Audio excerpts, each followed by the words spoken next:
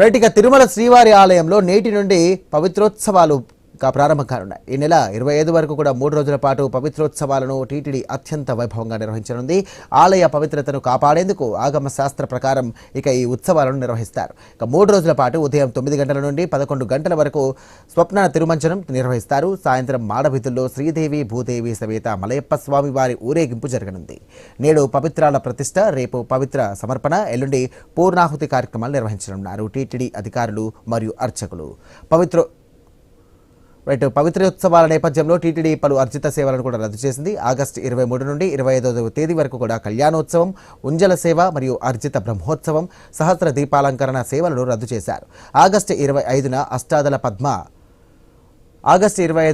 అష్టాదశ పాద పద్మారాధన సేవ మరియు 26న కళ్యాణోత్సవ సేవను కూడా టీటీడీ రద్దు చేస్తోంది.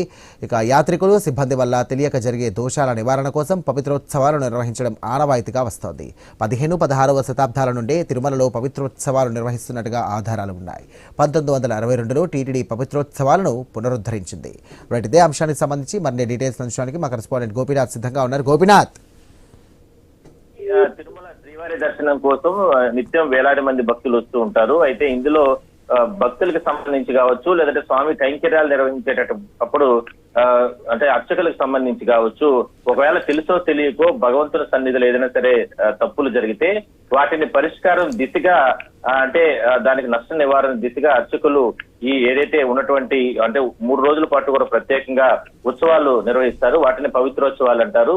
ఇంకా రేపు నెల నుంచి కూడా ఈ సంవత్సరం స్వామివారికి సంబంధించి వార్షిక బ్రహ్మోత్సవాలు 2 సార్లు జరగబోతున్నాయి. అయితే అత్యంత ప్రతిష్టాత్మకంగా ఈ బ్రహ్మోత్సవాలు జరుగుతాయి కాబట్టి ఈ పవిత్రోత్సవాల్ని 3 రోజుల పాటు కూడా నిర్వహించి ఎటువంటి ఇబ్బందులు లేకుండా, ఆటంకాలు లేకుండా నిర్వహించుకోవడానికి టీటీడీ నిర్ణయం తీసుకోవడం జరిగింది. ఎందుకంటే ప్రతిరోజు 80 నుంచి 90 వేల మంది భక్తులు తిరుమలకు వచ్చి స్వామివారిని దర్శనం చేసుకుంటూ ఉంటారు కాబట్టి, వివిధ ప్రాంతాల నుంచి వస్తారు కాబట్టి ఒకవేళ ఏదైనా సరే చిన్నపాటి పొరపాట్లు తెలుసో తెలియకో ఇక్కడ నిబంధనలు లేదంటే ఇక్కడ ఆలయ సాంప్రదాయం, ఇక్కడ పవిత్రత తెలియక ఏదైనా సరే చిన్న పొరపాట్లు జరిగితే వాటిని పరిష్కారం దిశగానే ఈ రకంగా అంటే స్వామిని శాంతింపజేసేటటువంటి కార్యక్రమే ఈ పవిత్రోత్సవాలు. అందువల్లనే ఆలయం లోపల సతీ సమేతంగా ఉన్నటువంటి మలయప్ప స్వామి, శ్రీదేవి భూదేవి అమ్మవార్లకి వీళ్ళకి స్నపన తిరుమంజనం దాదాపుగా 2 గంటల పాటు ప్రతిరోజు నిర్వహిస్తారు. ఆ స్నపన తిరుమంజనంలో వివిధ కైంకర్యాలు, వివిధ పూజా కార్యక్రమాలు నిర్వహిస్తారు. దాని తర్వాత సాయంత్రం స్వామివారిని, అమ్మవారిని ఇద్దరిని కూడా అంటే తిరుమాడ వీధుల్లో ఊరేగిస్తారు. ఆ సందర్భంగా వేలాది మంది భక్తులు స్వామిని దర్శనం చేసుకుంటారు, అమ్మవారిని కృపను పాత్రలు అవుతారు.